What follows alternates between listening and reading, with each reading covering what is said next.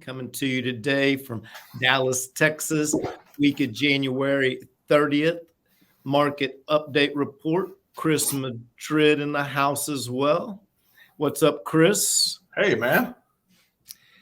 Happy Thursday. Happy third day of snow day. All right, let's look at our current real estate trends. A lot of the things we're going to see is going to be very similar from last week's report. So as we look at Collin County, we remain the same at 93.9% or 6.1% below list price. Our days on market stayed the same at 33. Our month supply remained the same at 2.2. New listings came in at 242 versus 254 last week, and sold out. Solds were 215 versus 150. So seeing the amount of solds and the new listings coming on as we look at all these different markets, relatively close to the same. So it's kind of, going along with showing a balancing of the market. Denton County pretty much remained the same. The month supply ticked up by a tenth of a month, but our pricing remained the same at 93.3% below list. Dallas County still maintaining nearly 95% of list price. Their days on market remain the same. They also ticked up a month supply at 1.9 months. And just remember, all of these months supply are underneath a normal market, even if some people are talking about a healthy market having a four month supply of inventory now. Yeah, that's what I was gonna say, man. Is that has that been adjusted a little bit? Yeah, it used to be 6 months was a healthy market. Now I'm hearing people talk about 4 months supply as a healthy market, but all of our counties are still falling below that. So that would still indicate a seller's market to some degree. Grayson County coming in at 8% below list. Days on market remain the same at 37. Here's where you have a little higher inventory, 3.6 months supply. And new listings were 52 versus 32 being sold. We jump out to Tarrant County. Once again, pretty much remained about the same, 94.2% below list, nearly 6% under the list price. Days on market was 31, which remained the same, and Tarrant County did lose a tenth of a month supply last week, which is the only county that lost supply and didn't gain. New listings were 401 versus 300 being sold. Parker County, 93.3% below list, 93.3% list price to sales price. Days on market is 50, which remain the same. They also have a 3.7 month supply, still falling even below the new norm of a 4 month supply. And new listings was 71 versus the 42 sold. And then getting out east of Dallas to Rockwall County, pricing rising just a little bit out there, going up a tenth of a point to 92.6%. Days on market went up a day to 38, and they added a tenth of a month supply to 3.4, not a full month. New listings was 47 versus 21 being sold. You have anything you might want to add to that, Chris? Matt, no, like we've kind of been communicating. It's anyone's guess, right? When we'll see a bottom, right? Because that's what everybody's talking about. You want to buy low and sell high, right? But there's no way to, at least in my opinion, there's no way to truly predict, even with as much as we followed, the reporting and all that stuff, to predict a true bottom, right? What I see there is, man, as interest rates continue to go down, right? Man, I can tell you this, especially the last 3 days, I've had more phone calls, more applications come through than the last 2 weeks. Yeah. Right. Which is kind of crazy to think about, but I feel like that's going to continue to pick up, and we're going to see that that inventory component gets squeezed even even tighter, which again, based on what we're seeing, most inventory levels are below 4.6, whatever that new number is for a healthy market, right? So if you're below that, that is already telling us that there's less inventory out there for buyers.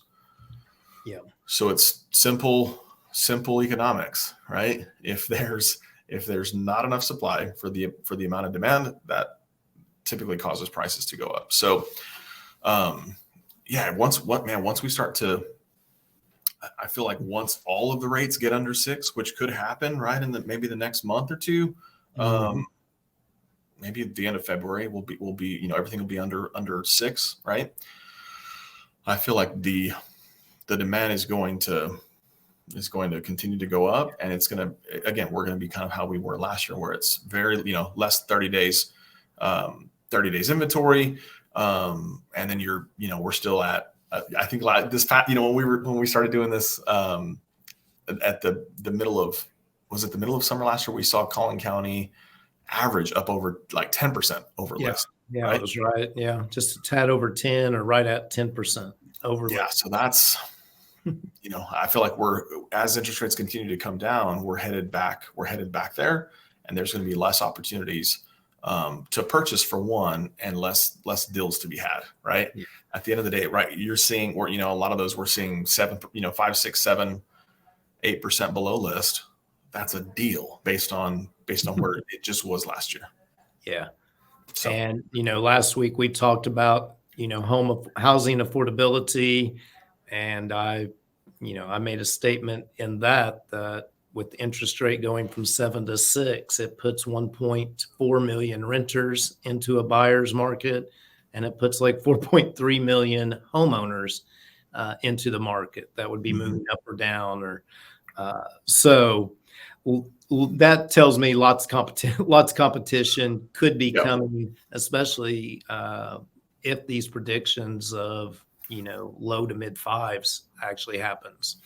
I mean, if the maximum that you're able to qualify for a home, right? So if the max that you could qualify at a 7% rate was 300,000, right? A 1% reduction in interest rate would allow for a 10% increase in affordability. So your that $300,000 home that you were looking at 7%, at 6%, you're now looking at possibly a $330,000 home. Yeah. Right. So as rates continue to come down a little bit, affordability goes up, but so does everything else. So does everything else. Yeah. All right. Well, I want to look at the big question of the day generally is, where will I go if I were to sell? So I wanted to take a look at where you may go. I know we had a big report come out yesterday, so we're going to move on to our current mortgage trends with Chris Madrid. Let him update us on what's going on, the national interest rates. Yeah, great. Great news. So it's Fed week, as we say when the Fed's meeting. So the Fed met yesterday, and we got some good information from the Fed in general. Interest rates are down yesterday and today. I think I posted on social media that rates ended the day yesterday at essentially their lowest point in the last, I think, 5 or 6 months, since rates started creeping up last year in September. So thankfully rates are down. On average, you can get on a conventional loan 30-year fixed somewhere between 6 and 6.3 is probably what you're looking at from a rate perspective. On a 15-year, that's down to the low 5s now, 5.2 to maybe 5.4 or something like that on a 15-year. And then the great thing, I specialize VA loans, love our veterans. VA loans are now, yesterday I was seeing 5.5 on a 30-year fixed on VA. FHA's in that 5.6, 5.7 range. So like we've been saying, right, rates are trending down as inflation starts to come down. Mortgage rates will also continue to trickle downward. It's like, again, we can't say this enough. It's not going to be in a straight line. It's not going to be overnight. It will be, we'll kind of have slow, kind of a gradual up and down as we go. Some information that came back earlier this week: new home sales headed up in December 2.3%, which is great. Great news from a market perspective. What you'll hear in the media, of course, is that they're still down, right, from a year ago. But ultimately, it's a positive trend, right? And nationally, sales activity has been rising for the past 3 months in a row. So that's good news. That also speaks to just from a buyer consensus, right? I think buyers feel like, hey, interest rates did peak back in October, and they've now started to come down. Like we were talking last week, also, right? Is if you're in a 3% mortgage now, you're definitely not even considering buying at a 7% mortgage rate, right? So it's hard to trade in a 3% $400,000 mortgage for a 7% $800,000 mortgage, right? But as rates continue to come down, trading in a 3% for a 5% maybe, or 5.5%, that's probably more realistic than 7%. So activity will continue to increase. I keep hearing this crash and bubble stuff, and I don't understand. I'm like, there's all this information, there's all this data out there. What are they looking at is what I often ask. That is making them think that there's a housing bubble, right? That's the part that I don't get. So also encouraging this week, pending home sales index of signed contracts on existing homes rose for the first time since last May. So that's great news as well on pending home sales. So we're headed in the right direction. If you want to click over to the next slide. So this was some of the information that came out yesterday from the Fed. Yeah, that's perfect. So the federal funds rate yesterday did go up as expected by 25 basis points. That puts the federal funds rate in a range of 4.5 to 4.75. Again, that's not mortgages. I got a bunch of calls yesterday. Hey, our mortgage rate's at 4.5 to 4.75, and no, that is not the case. That is the federal funds rate. Essentially, that's what banks lend to each other overnight. So that's not a consumer rate.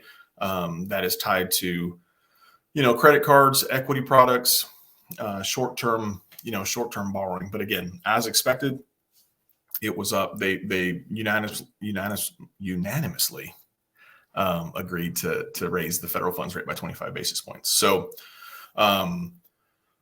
Powell, of course, the Fed chair, spoke yesterday. So there's two components to the to kind of how the market's going to digest this information. So the press conference, Powell did say that he sees ongoing increases as appropriate. From a market perspective, there is an overreaction that could happen, right? If the Fed increases too much, or they don't kind of change their tune. And thankfully yesterday, as we don't have to go through every single one of these, but he did say, hey, we're probably going to maybe increase a couple more times, right? And most likely it would be 25 basis point hikes, not the 0.75, not the 0.5 that we saw this past year. So that's all great news. That hopefully they are learning from their past mistakes and aren't going to bring the economy into a screeching halt. But again, think there will be kind of a further slowdown. Costs are coming down, right? So we're seeing that obviously inflation's coming down. Good prices are coming down.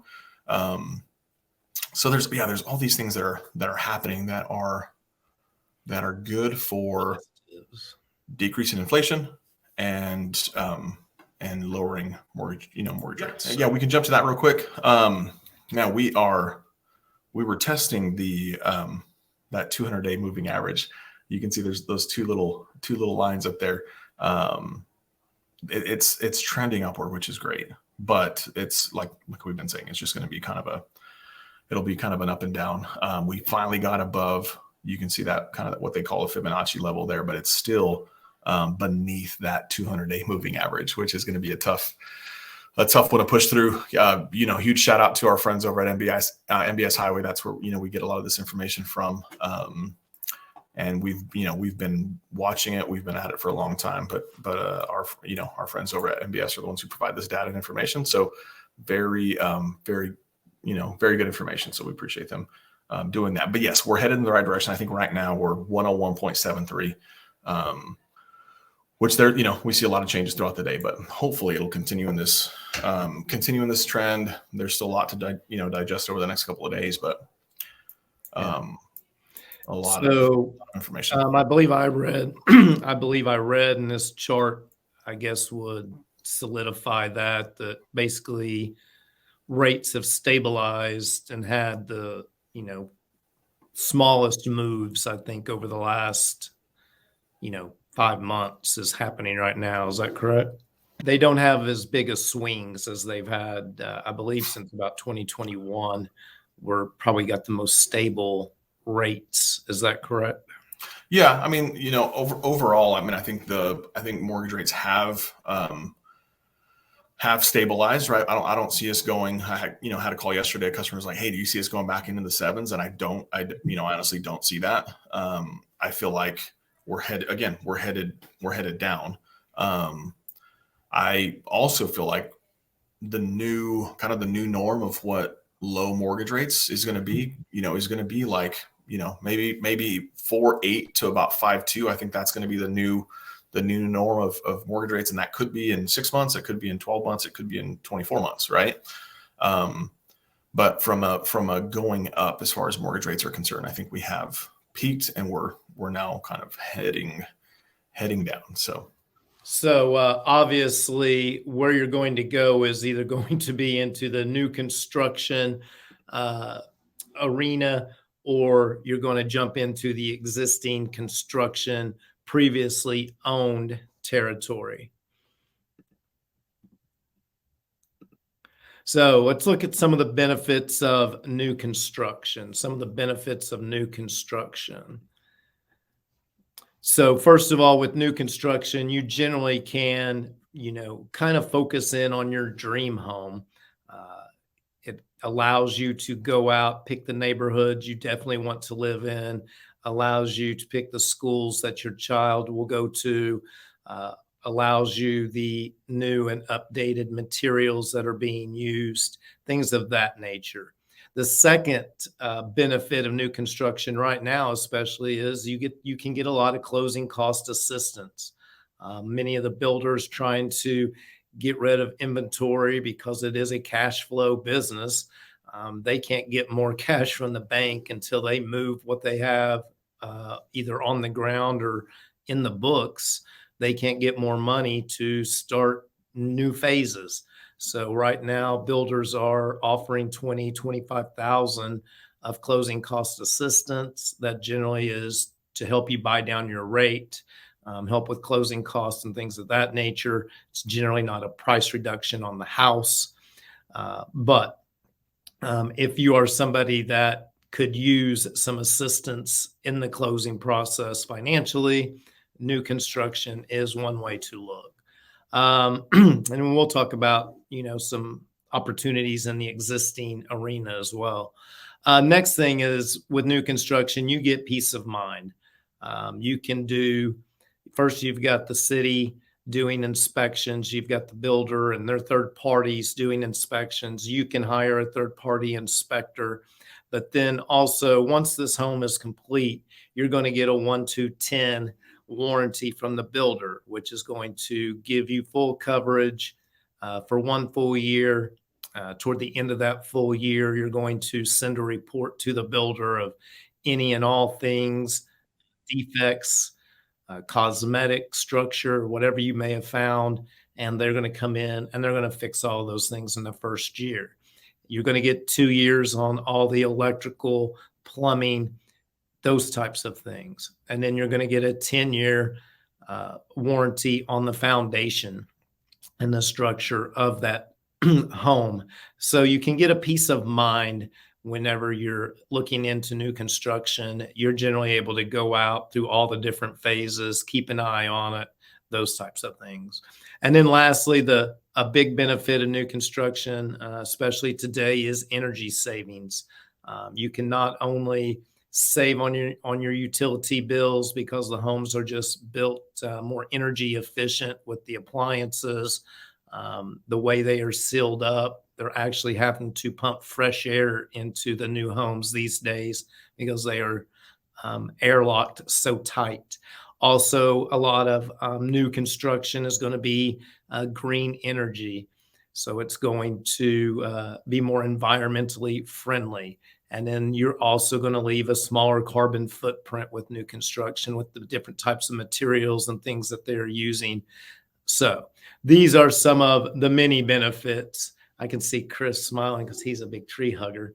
So I know he's always watching his carbon footprint when he's not watching Bigfoot.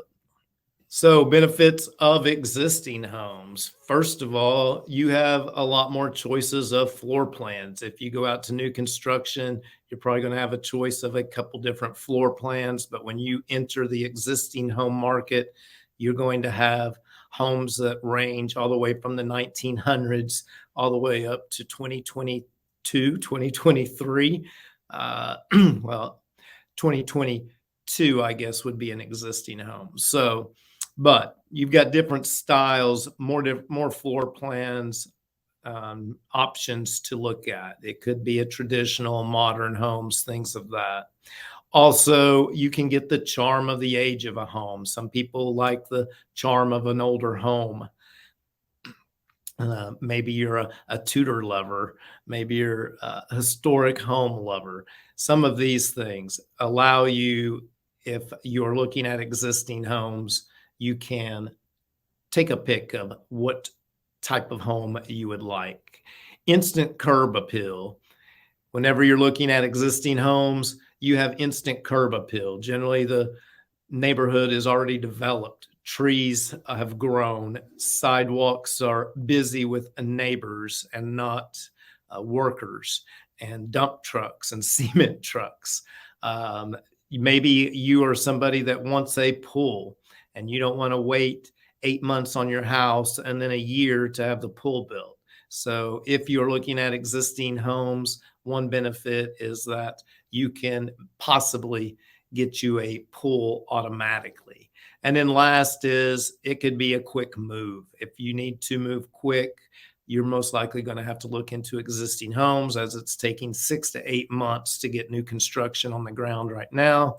So with existing homes, you're most likely going to be able to close in 30 to 45 days and move on with your life. When you start thinking about where you're going to go after you sell your house, just remember that you have a lot of options. Some things you need to think about when you start your search is, what's the most important things to you? Is it a floor plan or the architecture style? Is it being in an established neighborhood? Is it the peace of mind of having a home warranty to take care of any issues that may come up? Or is it the financial assistance that you may need? Builders are giving the financial assistance, but with today's market leaning a little more toward buyers, there is an opportunity to go to the seller and ask for them to contribute to your closing costs, which I know Chris would love to speak on real quick. Yeah, no, absolutely. I mean, in any of these type of programs, there are limits to how much assistance you're able to get, right? So, again, there are plenty of builders that are out there. It sounds great, but ultimately you want to, obviously you want to make sure to check the fine print. Oftentimes what we see, especially on the new build side, they're throwing, the builder's paying all these incentives if they want, if you use their lender or whatever it is. And oftentimes they're not as competitive as us, for instance, or, other mortgage companies out there. So you really have to, obviously have good partners like the Oldhams checking over those things to say, hey, again, I know after a conversation with Chris, rates are in the 6 to 6.3. Why are they offering you a 6.5 or 6.7 interest rate? So those are always things.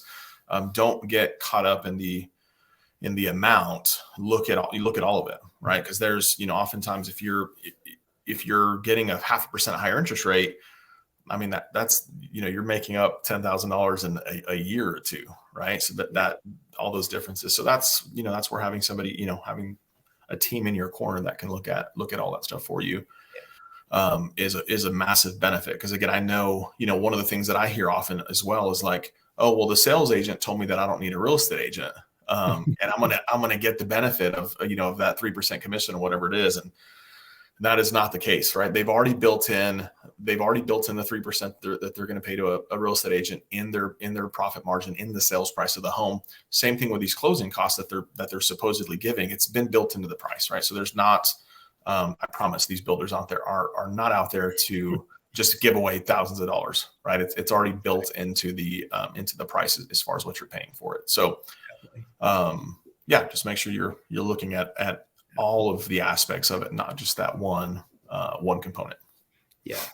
Yeah. Amy and I have been over some of these financing documents where these builders are paying, I say paying with quotes, large sums of money. But whenever you dig into it, you're paying for $10,000 over 30 years, which ends up being $30,000 or something. So you gotta definitely dig in, see if what you're getting is, truly a benefit to you, or if it's going to affect you down the long run and cost you more in the end.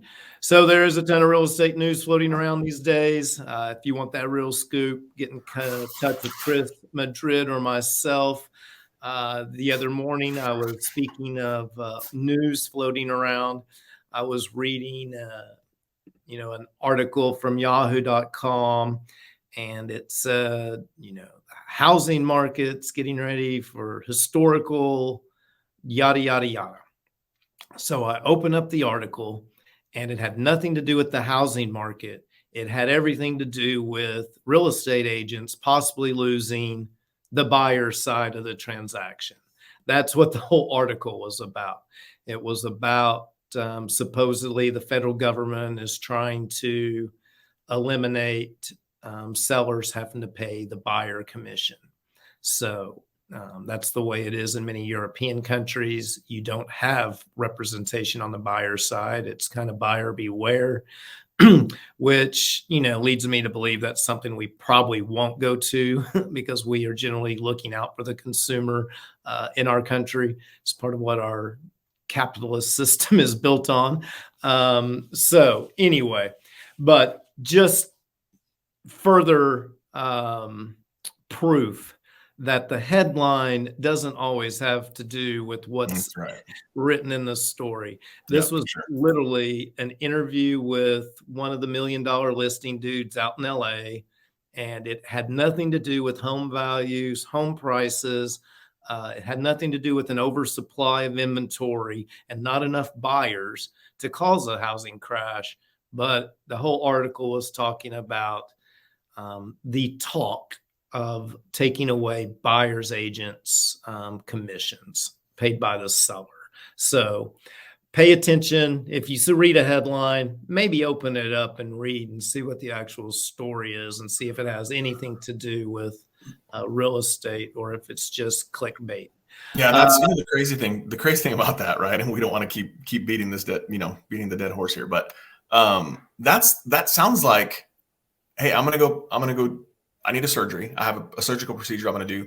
I'm going to eliminate the doctor. Right? I don't need the surgeon. I can do it on my own. Or, hey, I have to appear in court.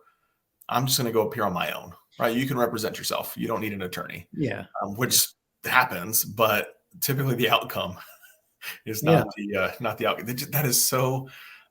It's so crazy to me. There's so much in there. Seller's disclosures, all these things that a consumer should know or a buyer should know before purchasing, that one, they have no way of knowing or even knowing what to ask, right, is oftentimes. So that would be catastrophic if something like that ever happened. Anyway, that's neither here nor there, but. All right. Need real estate information, get with Amy or I at 469-369-0873. Get with Chris Madrid for your financing at 214-734-1531. Other than that, we're going to wrap it up for this week, and we'll be Drink back more next coffee. week. Drink some more coffee. Try to stay warm in the ice. I think it's starting to melt off. So maybe tomorrow we can get back out into the world. Yes, for sure. Till then, peace out, and we'll see you next week. See you on the flip side.